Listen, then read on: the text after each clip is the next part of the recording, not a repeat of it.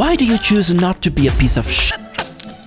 Ow! No, seriously, why do you choose to be a good person? Because it's much easier to be like this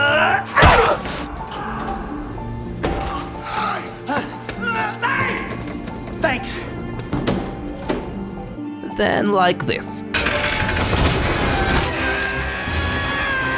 Spider-Man 2 gives us the best answer to that question by confronting us with our imperfection as ordinary people.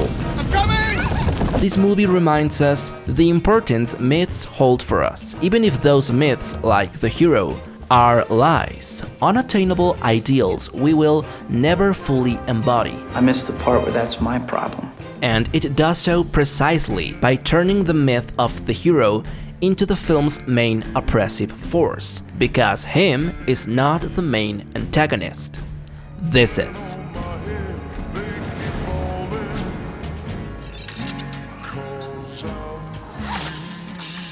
But first, let's understand this movie. Just look at the very first shot and how it maintains perfect continuity with the final shot of the first film, using it to express remorse, while that last shot shows Peter moving away from his love, with responsibility dominating the frame. The sequel opens with him craving her, now smaller, defeated by his desire. This single shot reveals Peter's dramatic want, the thing he cannot have because of his own honorable restrictions. It immediately establishes the sequel's central theme. Spider-Man is something he regrets. You're fired. Even the villain is a perfect choice for Peter's crisis. He is a subversion of the original heroic myth, one that becomes stained. The power of the sun in the palm of my hand. If the myth Peter Parker represents is the ethical example for those who admire it, then the antagonistic figure is the disappointment in a corrupted mentor driven by selfish individuality, the value opposite to sacrifice. What are you doing? Pulling the plug! What's curious is how this film is filled with mentor figures who, at different moments in the story, push Peter toward decisions. They function as narrative tools to move the plot forward. Otto Octavius is where this first materializes. The person Peter wants to be and admires, who also shares a similar ethical sense. Intelligence is not a privilege, it's a gift. And you use it for the good of mankind. With great power comes great responsibility. This idea becomes a test of what happens when power lacks responsibility, or when power is unwilling to sacrifice anything. This villain is above all a canvas on which Peter Parker will demonstrate and apply his heroic thesis. Much of the plot and the conflict is Peter fighting himself rather than a villain, like in the sequence where he misses a commitment with Mary Jane because of being Spider-Man. This is the first time in the film where he actively questions his responsibility, and consequently, the first time his powers fail.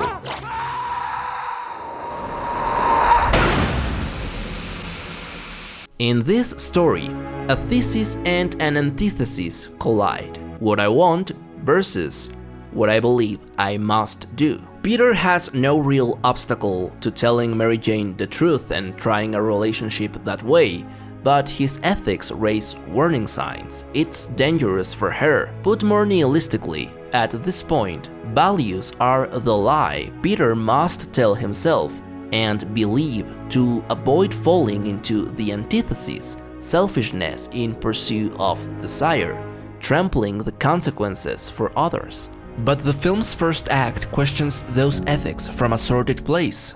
It questions the hero myth. Why maintain the thesis? Why keep being Spider-Man? Why be better instead of reducing myself to the common condition like everyone else? Peter is invisible to the city, to the very people he saves. These moments feel like running gags, but they quietly plant an idea that later forms a complete visual arc. Everything he wants is taken away by everything he needs to be. This leads to the apparent first resolution of the conflict.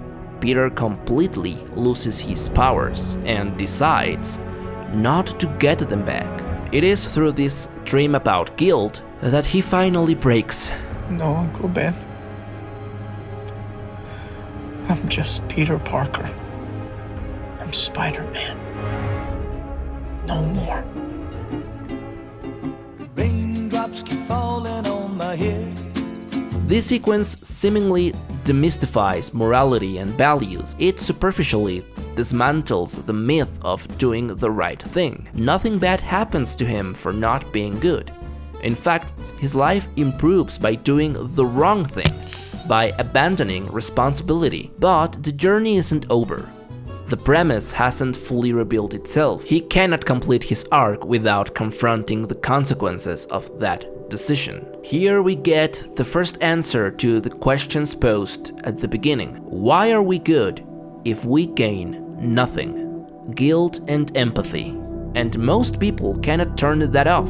This entire passage of the film is about guilt. When Peter is with Aunt May, he forces himself to tell her the truth about Uncle Ben's murder.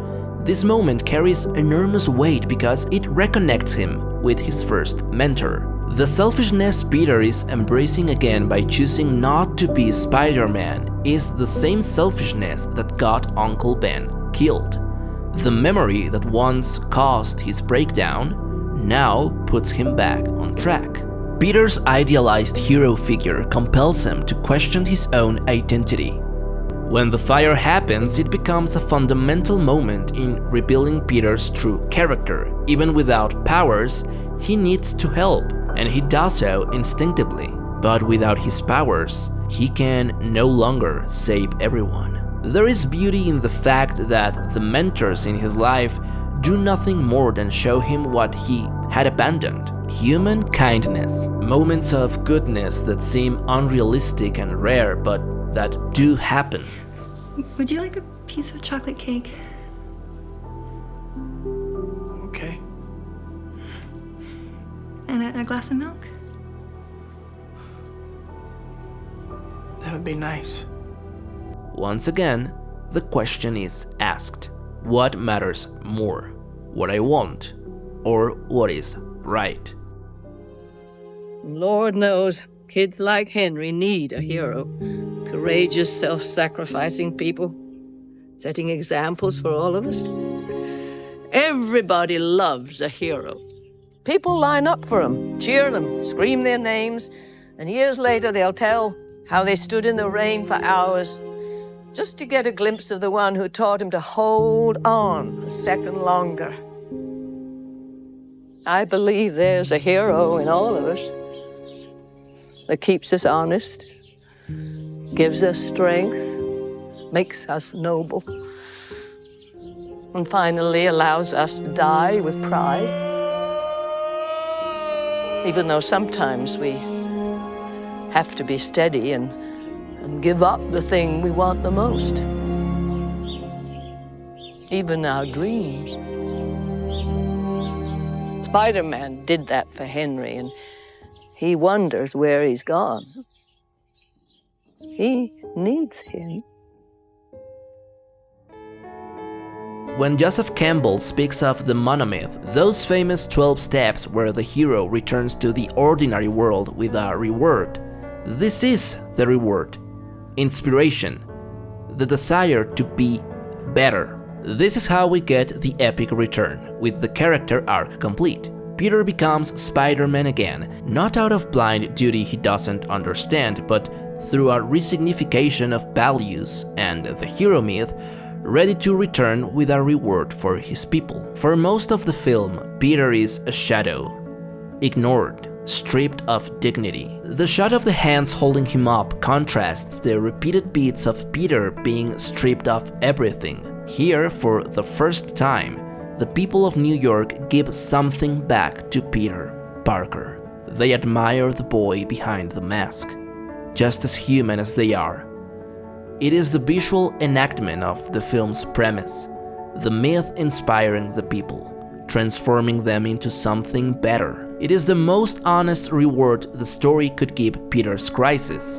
We understand that sacrificing his ordinary individuality is worth it, And from that restored faith in heroism comes the final resolution. Peter, now completing his arc, becomes the final mentor.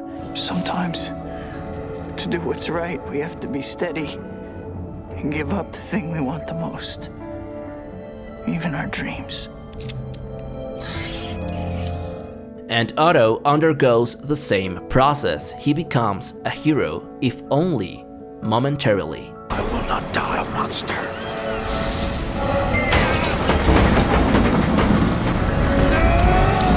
The hero myth, the lie, resolves the film. The final grace of the script adds dimension to Mary Jane. Peter rejects her because of his role as a hero. His will is stronger than his desire, but she has agency too. She's not a prize, she's not an object. She chooses to be with Peter, ignoring his heroic refusal. This time, she makes the sacrifice. Thank you, Mary Jane Watson.